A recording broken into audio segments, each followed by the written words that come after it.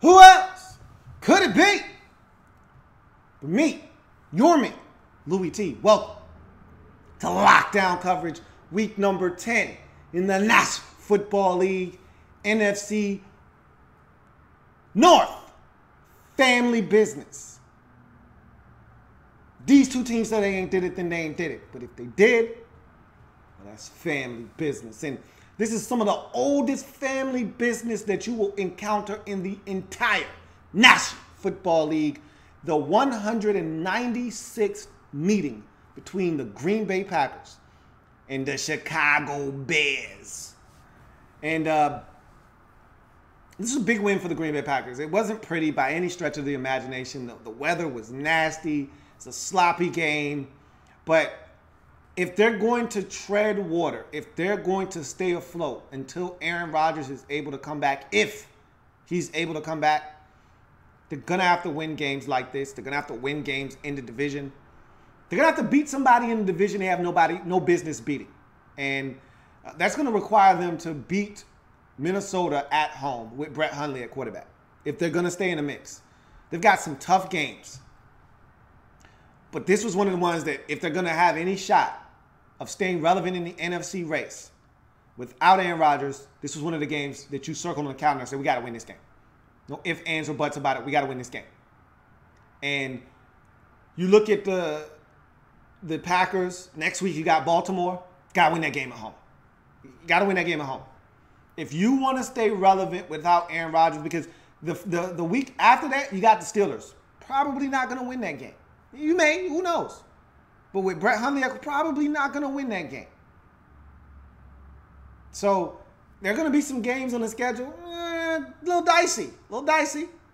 And so the ones that you got to get, like Chicago, like Baltimore next week, you got to get them. And so this was a big one. Get you back over 500, 23-16. Again, wasn't pretty. Mistakes were made in this game. Left the door slightly ajar for Chicago late with the missed field goal. They gave him a shot.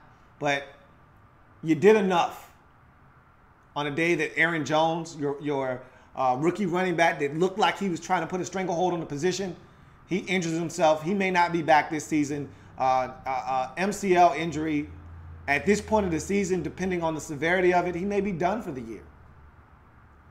So you had to turn to your other rookie running back, Jamal Williams. I thought he performed well. Wasn't great. Nothing earth-shattering, but he was solid.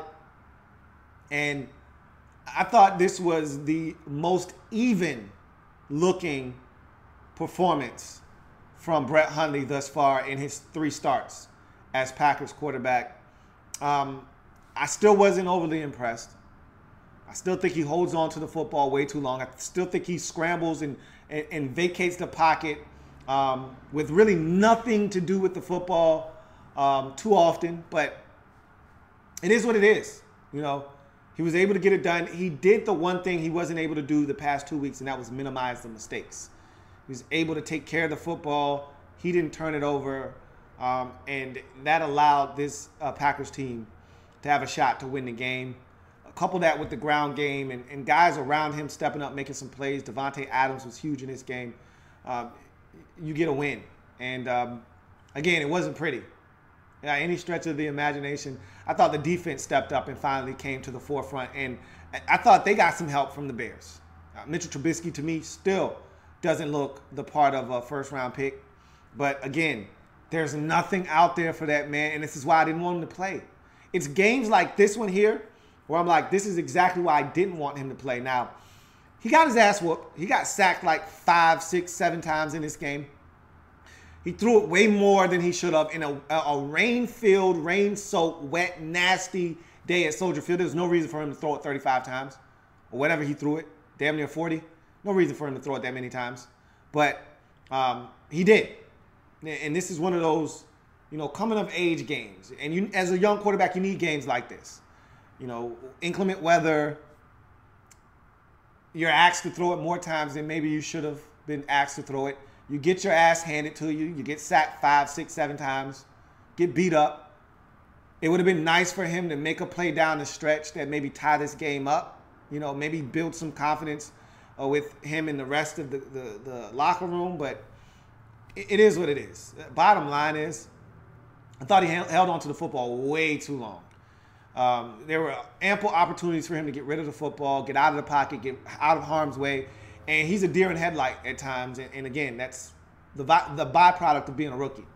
And so I thought the Packers did a great job of getting after the quarterback, limiting the run game. I thought the Bears should have ran it more, though. But I thought they did a good enough job of deterring the Bears from running the football and pretty much putting the onus on Mitchell Trubisky to win this game, and he wasn't able to do that. So I thought the Bears did some good things in this game. I thought the Packers did even better things, and that's why they were able to come out with the 23-16 victory. Again, not overly impressed with what I saw from the Green Bay Packers in this game. Doesn't change my viewpoints on them moving forward. I still think that when it's all said and done, they're not going to be in a position for Aaron Rodgers to come back. The NFC is so tough and competitive that this wasn't the year for Aaron Rodgers to get hurt. Last year, Aaron Rodgers could afford to get hurt and come back. This wasn't the year for that. There's just too many good teams in this conference for them to stay afloat with Brett Hundley at quarterback. I look at the Packers, and they right now, with Hundley at quarterback, look like the third best team in that division, and that's not good enough. They're not better than the Vikings. They're not better than the Lions. And because of that fact, I don't see them being able to do enough to stay relevant in the wild card chase when it's all said and done. But they got a big one on the road. In order for all of that stuff that I'm talking about to be irrelevant and them to have a shot at the end, they had to win this game, and they need to win next week too versus the Ravens. But you can't win next week without winning this week first. You can't win 2 in a row without first winning 1. And they need to win the next 2, and they did that. The first step of that by winning in Chicago. As far as the Bears are concerned, again, I wasn't impressed with Mitchell Trubisky, nor have I been at any point this season. I thought that they threw it too much in this game. They went from really scaling back the amount of attempts that he had to asking too much of him on a rain-soaked day. You would think of all days, this would have been the day that he only had 13 pass attempts. Instead, they decided we're gonna let you throw it a ton in this game.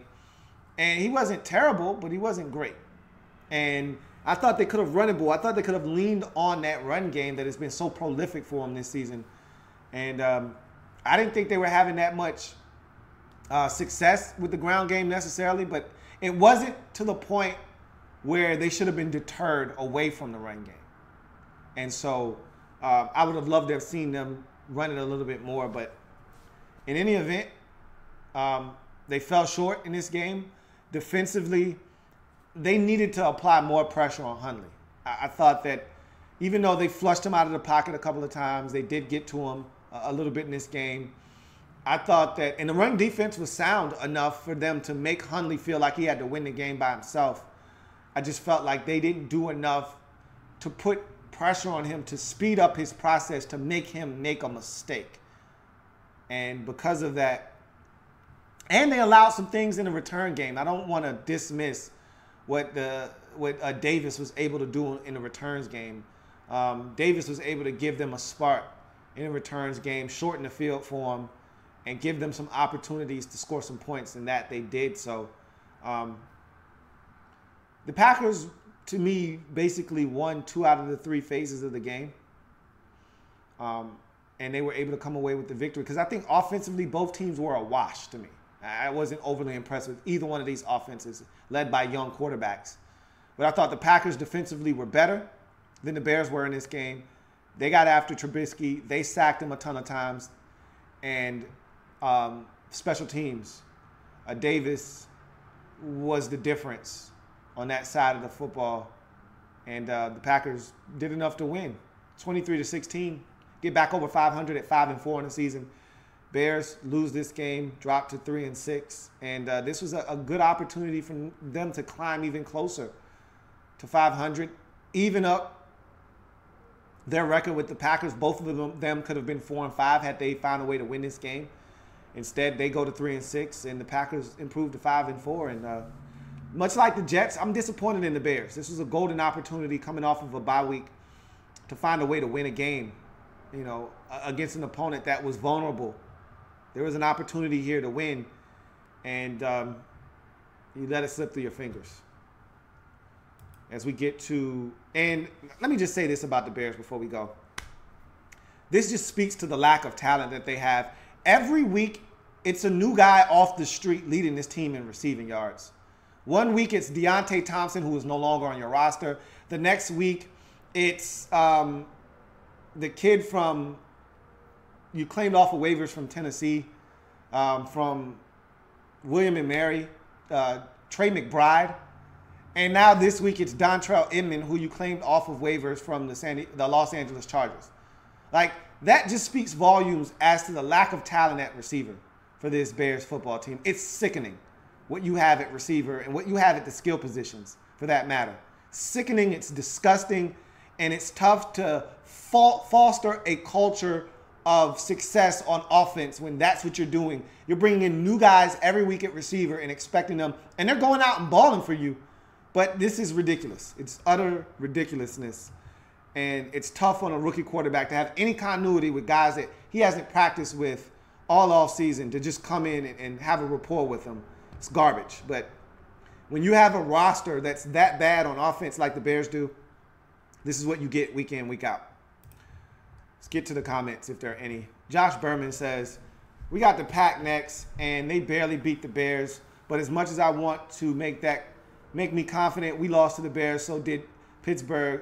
But hey, we're favored to win. That's a plus, right? Yeah, you should be favored against a damn near rookie quarterback, but I have no confidence in the Ravens offensively to get it done. What I think the odds makers are factoring in and banking on is that Ravens defense will be too much for Brett Hundley and the Packers offense to handle. We'll see what happens. Josh Berman says, Brett Hundley is facing a pretty damn good secondary. I know I'm kind of biased.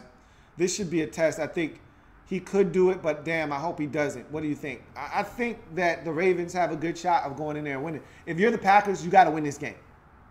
If you have any aspirations of making the postseason this year, you got to win this game at home. If you're the Ravens and you have any aspirations of climbing back into the wide open AFC wild card, you need to win this game on the road. So this is a game both teams look at and say, hey, we need to find a way to win this game. So it'll be interesting. I think the Ravens defensively have the upper hand over Brett Hundley and the Packers offense. But overall, I'm not sure if the Ravens have the overall advantage. So we'll see what happens. Genius Packers fan says, Hundley did make a couple of throws, though. Yeah, he did. The touchdown throw in the end zone, off balance, scrambling to his right. That was a gem. But I still didn't walk away impressed. I still don't think they're utilizing him to his full potential. He's a mobile quarterback that ran a spread offense. There should be more spread offense principles in the playbook. He should be running read option 3 to 4 times a game. There should be some different wrinkles off of that throughout the game. They should be utilizing him sort of like the Texans were utilizing Deshaun Watson in Houston. And I don't think they're maximizing what they have. And I know in the middle of the season, it's hard to change your playbook and adapt and adjust. But that's what good coaches do. You adapt and adjust to your players. I don't feel like they did that enough for Brett Hundley. Eduardo O'Neill says, do you think that the blueprint is out on how to beat the Bears? I didn't know there was a blueprint necessary to beat the Bears. Just stop the run. Just stop the run and make Mitchell Trubisky beat you. They got a bunch of no names at receiver. They lost their best tight end, and they got 2 stud running backs. What more do you need to know? Stop the run, or at least slow it down to the point where Mitchell Trubisky has to beat you, and you should win. Don't give up anything on special teams. Don't do anything stupid. Don't be like the Panthers and have 2 pick-6 turnovers or a scoop and score and a pick-6 turnover. Don't do anything stupid. Turn the football over. Don't help them in any way, shape, or form, and slow the run down, and you should be able to beat the Bears. Josh Berman says, do you think the Bears not using Tariq Cohen in the pass and run game as much is why they're struggling at least as much? I do. They got to utilize him more. And at first, early in the season, I was like, man, you're using this guy too much. But now I see why. They don't have a choice. So use them. Pass game, run game, I don't give a damn. Use them. They've got to use him as much as possible. Genius Packers fan says, how do you think we will fare next week versus the Ravens? And do you think we have a shot? You definitely have a shot. The Ravens offensively are horrible. They're one of the worst offenses in the league. So if the Packers defensively can just do what everybody else has done to the Ravens for the most part this season and just hold them down, you'll have a legitimate shot. Don't turn it over. That Ravens defense can be ferocious at times. Don't turn it over. And you may end up winning this game 9-6, 13-10. And if that's how you got to get it any way you can get it. But you're gonna have a shot. No doubt about it. In any event, it's going to do it for Packers and Bears. Packers get the win 23-16. It get to 5-4 on the season with the win. Bears drop to 3-6 with the loss. And for the Packers, this was a much needed victory. Next week is an even bigger game because you're looking to stay relevant in the NFC wildcard, which is just uber competitive. And the Ravens at home is a game that you look at and say, hey, look, we're supposed to win that game. With Brett Hundley at quarterback, you're supposed to find a way to win that game. So that'll be intriguing. For the Bears, you got the Lions next week at home. Your job now is to play spoiler. Wreck stuff in the division if you can. Here's an opportunity to do that. The Lions may look past you.